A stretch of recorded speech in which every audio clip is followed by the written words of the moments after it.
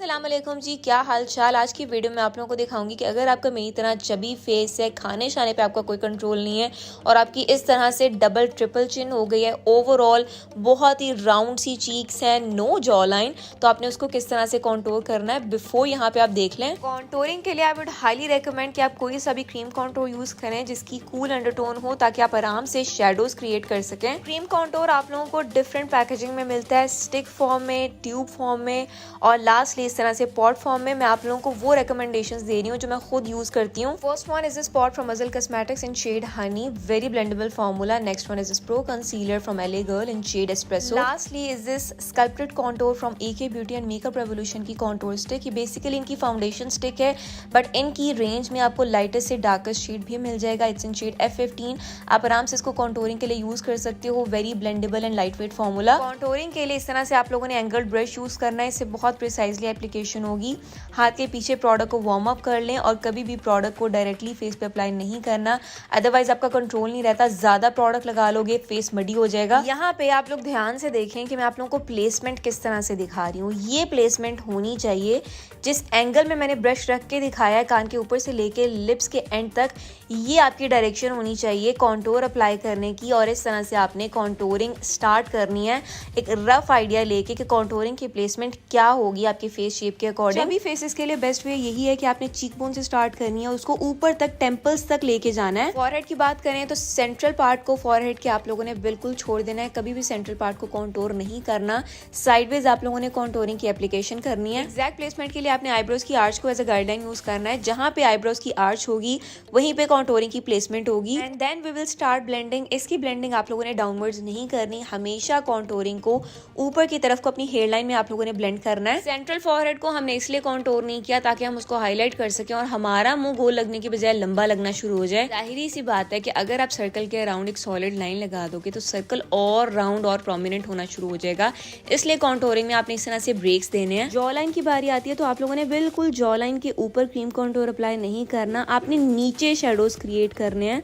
और double chin को contour करने के लिए आपने इस जगह पे वी शेप बनानी है। वी शेप मतलब ऊपर वाली जगह से वाइड और नीचे आते आते आपकी शेप नैरो होती जाएगी। इससे डबल चिन हो, ट्रिपल चिन हो, इतना मजे का शेडो क्रिएट होता है। और चिन के बिल्कुल ऊपर कभी भी कॉन्टोरिंग की एप्लीकेशन नहीं करते। Now we will start blending. और ब्लेंडिंग करते वक्त आपने ये ख्याल रखना है कि प्रोडक्ट जिस जगह पे अप्लाई किया है वहीं पे उसको ब्लेंड करें। प्रोडक्ट को आपने इधर उधर ड्रैग नहीं करना। जैसे चिन वाले एरिया पे मैंने डाउनवर्ड्स मोशन में प्रोडक्ट को अप्लाई किया और डाउनवर्ड्स ही मैं इसको ब्लेंड कर रही हूँ। Now using this concealer from रिवाज इन शेड आइवरी। कोई भी कंसीलर जबकि स्किन टोन से 2 टोन लाइटर हो आप वो यूज कर सकते हैं। इसकी प्लेसमेंट इस तरह से मैं कर रही हूँ। सबसे पहले चीक बोन्स को डिफाइन करूंगी। 2 डॉट्स मैंने अप्लाई किए हैं, एक बिल्कुल एज पे और एक चीक्स के बिल्कुल सेंटर में। और यहाँ पे देख लें फॉरहेड पे लगाया है, चिन पे अप्लाई किया और इसकी ब्लेंडिंग में एक छोटे से ब्रश के साथ कर रही हूँ।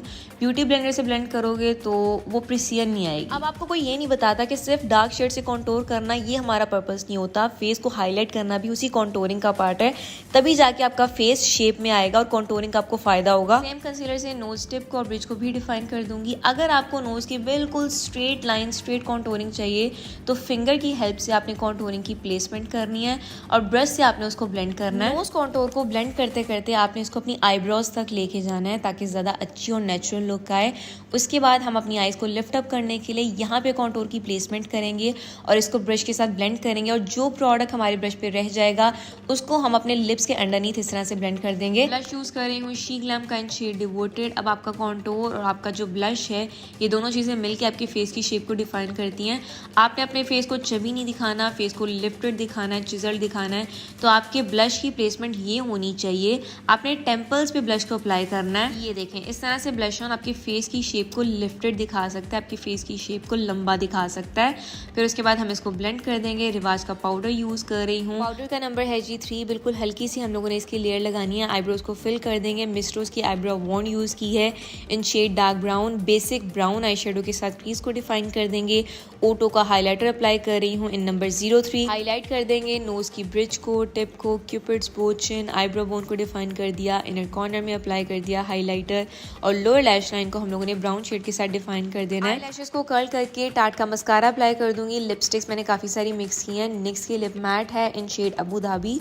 फिर इनर साइड पे मैंने मेबेलिन का शेड अप्लाई किया है रेड कार्पेट और फिर मैंने अप्लाई किया है जी मेबेलिन का 373 mauve for me shade. Next का सेटिंग स्प्रे यूज़ कर रही हूँ, फेस को सेट कर दिया। जब ये 50% ड्राई हो और 50% वेट हो तो ब्यूटी ब्लेंडर से आपने फिर से इसको सेट कर देना, मेकअप अच्छे से फिक्स हो जाएगा। This is before and this is after. Face कितना स्कल्प्टेड और फॉर्म में लग रहा है। आई होप ये वीडियो आप लोगों के लिए यूजफुल होगी। अल्लाह हाफिज़, टेक केयर।